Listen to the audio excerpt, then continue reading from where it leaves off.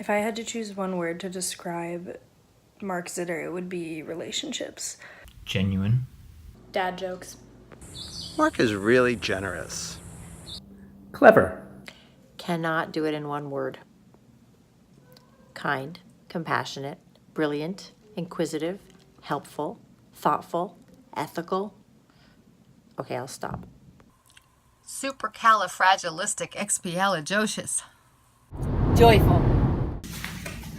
Kind, smart, generous, loving, successful, awesomely great. You didn't say it had to be a real word, but it's true.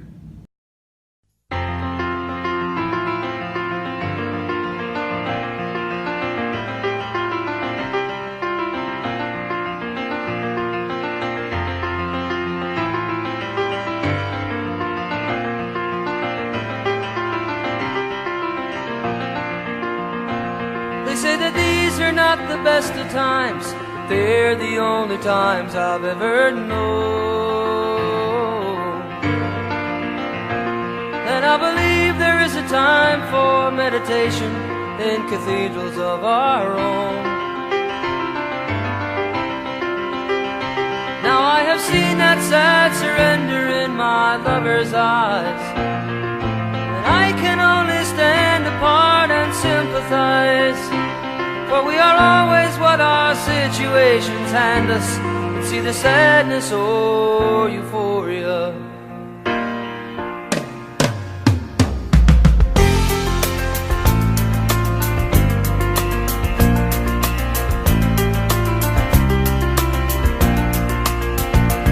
So we'll argue and we'll compromise and realize that nothing's ever changed. For all our mutual experience, our separate conclusions are the same. Now we are forced to recognize our inhumanity. A reason coexists with our insanity. And though we choose between reality and madness, it's either sadness or euphoria.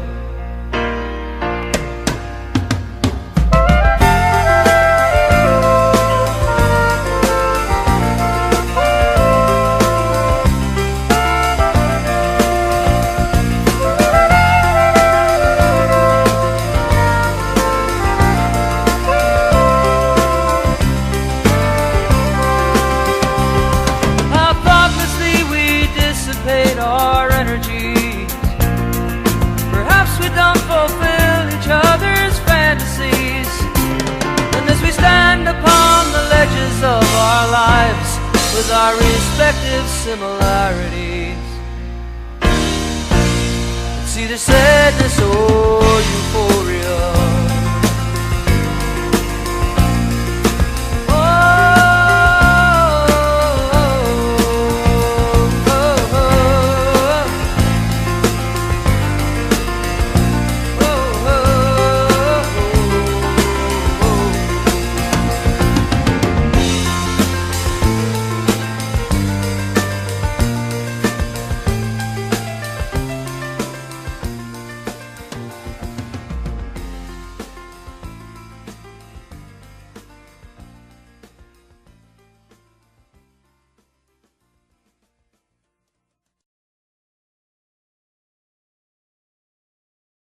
I'm very grateful for Mark's generosity and his kind spirit.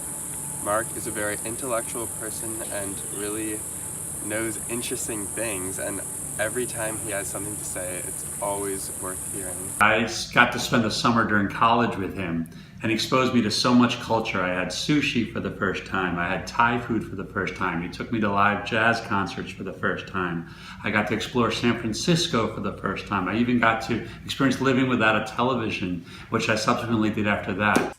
Mark, you made me a sister. That was one of the most important things you ever did for me. To answer the question more broadly, I'm really grateful for how great of a role model he's been in every way. I'm grateful that I have had somebody who taught me how to be grateful for things in my life.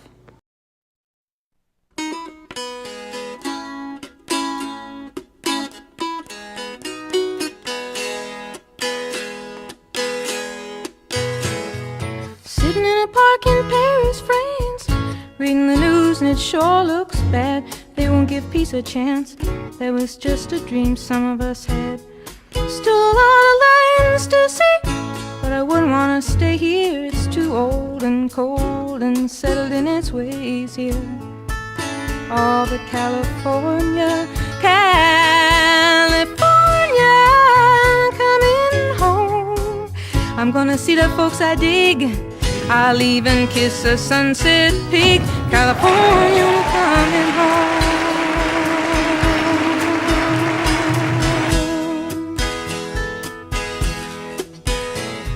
I met a redneck on a Grecian Isle who did the goat dance very well. He gave me back my smile, but he kept my camera in a cell. Oh, the rogue, the red rogue. He cooked good omelets and stews, and I might have stayed on with him there, but my heart cried out for you.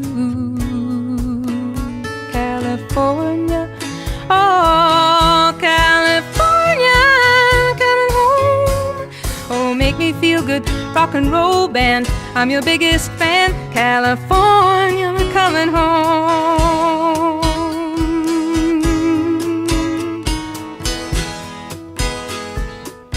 Oh, it gets so lonely when you're walking and the streets are full of strangers. All the news on you read just give you the blues. Just give you the blues.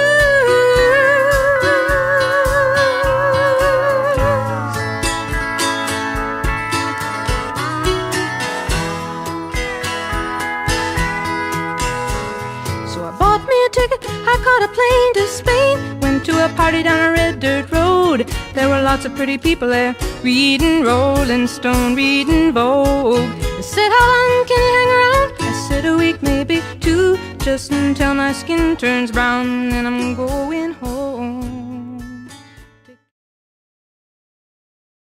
1998, well, the biggest bullet point, of course, is Solomon, who was born March 6th, 1998. It's really time we had a talk, so. You're almost 6 months old. You need to know about some facts of life. Let's again go over the essentials. Life insurance, so. Life insurance. I recommend term life. Maybe 3 to 4 times your annual income, just to be safe. Are you listening to me?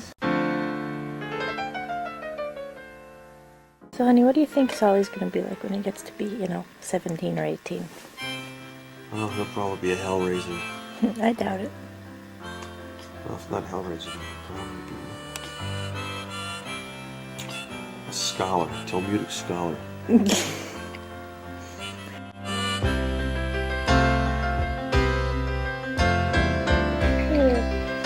does Solly really look like? Viewers, you decide. It's 9 o'clock on a Saturday. A regular crowd shuffles in. There's an old man sitting next to me, making love to his tonic and gin. Harder, Mr. Bird.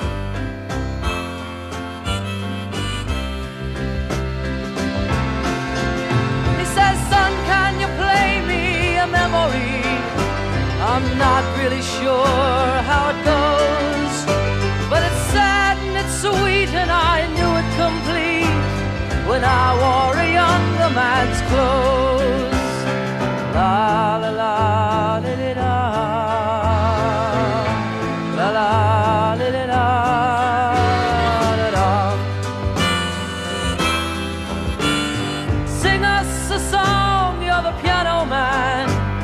Sing us a song tonight. Well, we're all in the mood for a melody, and you got us feeling alright.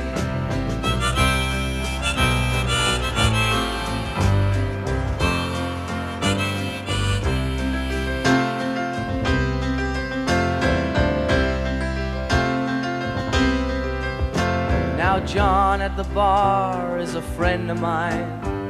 He gets me my drinks for free, and he's quick with a joke or to light up your smoke, but there's some place that he'd rather be. Hi, Mark. It's your physically fit cousins in Florida, Judy and Lee. Happy birthday! A number of you, of course, have some business connections with Mark, and I don't know if you've heard about when he first started in business, but that was perhaps 32 years ago, 31 years ago, something like that. He and his younger sister, Robin, and his friend from the next block, Joe Noto, went into business washing cars. And I discovered something very interesting. Robin and Joe were washing cars. Mark was supervising. Mark was negotiating for money. Mark was negotiating for material. Robin and Joe were doing the work. And I thought, this young man's going to go far. And when I think, if I go back 50 years to 25 and think of what my life would have been like at 40 if I predicted it and wished for the best, I feel like I haven't. So I really want to thank all of you, not for tonight only, but just for being a part of that really terrific, wonderful life. And I wish all of you equally wonderful life to the one that I have tonight. Thanks for being a part of it.